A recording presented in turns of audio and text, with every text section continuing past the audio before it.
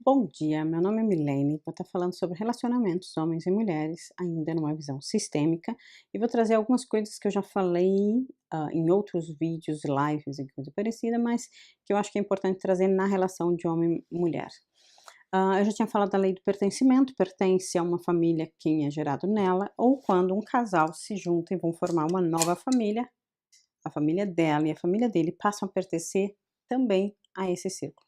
Essas cargas que vêm anteriores pertencem. O que não foi falado ainda, que é muito importante falar numa relação de casal dentro da visão sistêmica, é o dar e receber, o equilíbrio desse dar e receber. É muito comum as pessoas acharem que isso é comum, por exemplo, nas mulheres, de fazer, fazer, fazer, fazer, como se ela estivesse criando uma harmonia. Tipo, ó, ela dedica a casa, ela também trabalha, ela também sustenta, ela também cuida dos filhos, ela também busca fazer um bom sexo, ela. E o que ela está criando é um abismo. Ela está criando uma distância, porque ela está criando uma dívida. Então, sim, eu devo fazer a minha parte, mas eu preciso abrir espaço para o outro fazer a parte dele. Posso combinar qual vai ser a parte dele. Talvez a parte dele seja trabalhar fora e sustentar a casa, ou sustentar um pouco mais a casa. Talvez ele não ganhe mais que você, e então ele deve ajudar também na casa.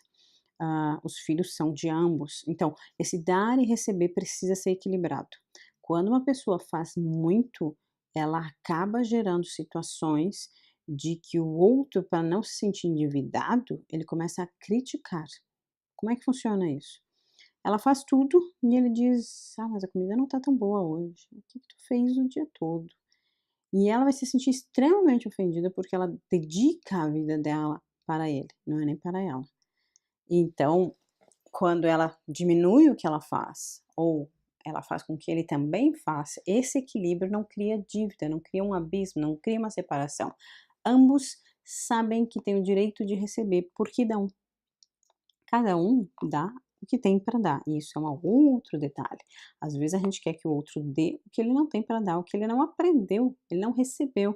Por exemplo, se ele vem de uma família onde o amor não é expresso, expressar amor vai ser talvez muito em conta-gotas, e é o melhor que ele tem para dar. Você esperar que ele dê o que ele não tem para dar é determinar o fracasso de uma relação. Por quê? Porque a gente só pode dar o que tem para dar. E a gente deve receber o que a gente precisa. Algumas pessoas querem, querem, querem, querem, querem e não vão ter o que elas querem, porque elas não necessariamente precisam daquilo ali. Então, o equilíbrio de dar e receber significa também nas questões negativas. Ele foi grosso, eu não necessariamente tenho que ser tão grossa quanto, mas eu posso dizer: "Não quero falar com você hoje", sabe? Tipo assim, quando você acalmar, quando você parar de ser grosso, de repente você fala comigo.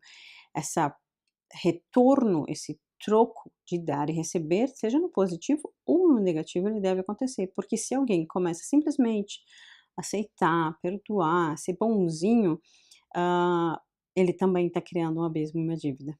Então, dar e receber numa relação, ele é uma coisa muito séria, porque ele não diz respeito a financeiro, ele não diz respeito a sexo, ele diz respeito a um equilíbrio onde ambos dão e recebem.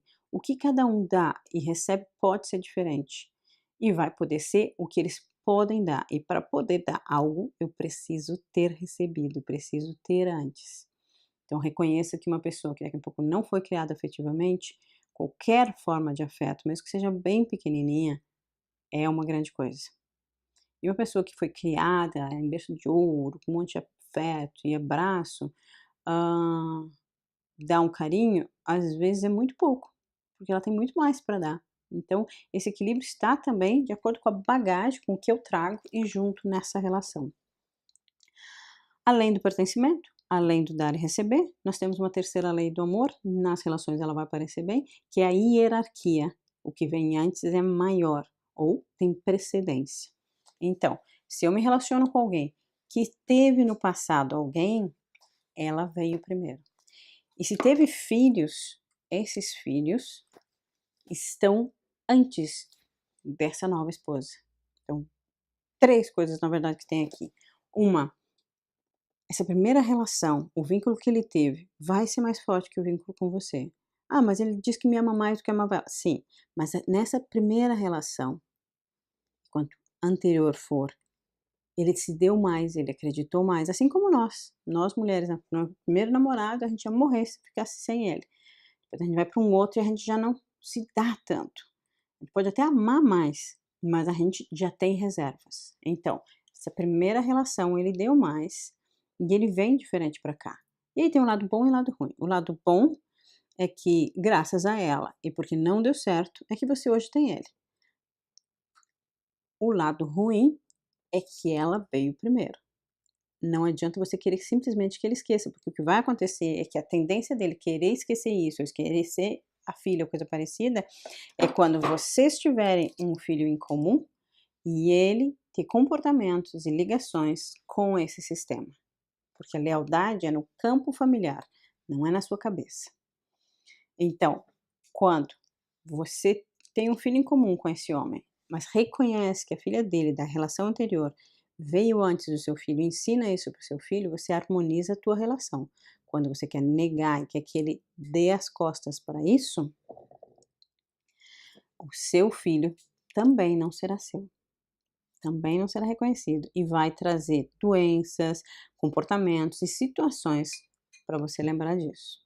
É que nem uma mãe que se separa de um pai e diz: não, meu filho, teu pai não presta. Toma só de mim.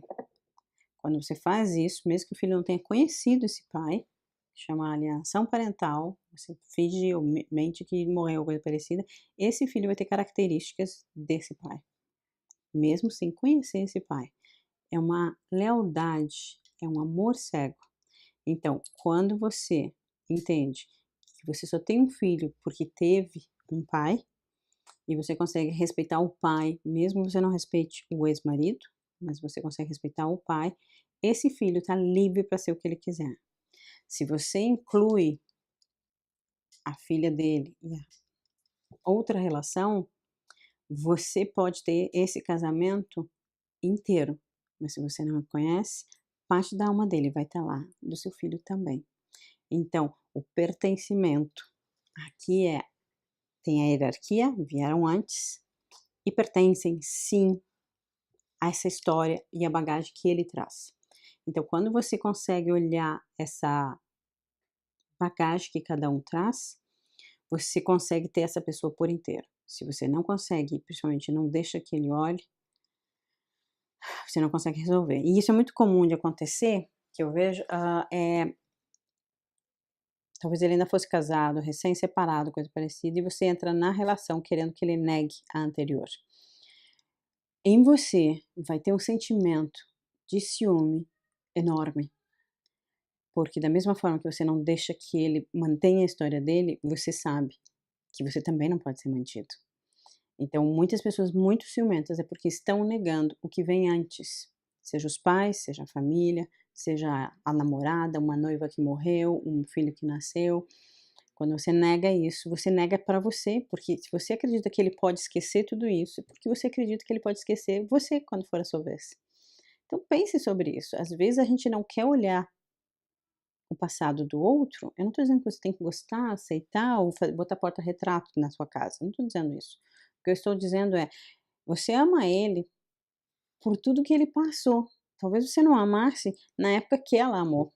Talvez não fosse suficiente para você. Então, quando a gente olha o outro, a história dele, você precisa entender e respeitar que você só ama ele agora, que ele tem essa história, não porque ele não teve essa história. E querer que ele negue essa história não significa que some a história ou a experiência. Não vai acontecer isso. Então pensa bem o quanto você aceitar, assentir a bagagem dele te dá a liberdade de ter a sua, te dá a liberdade de confiança mútua, te dá a liberdade de que as coisas funcionem.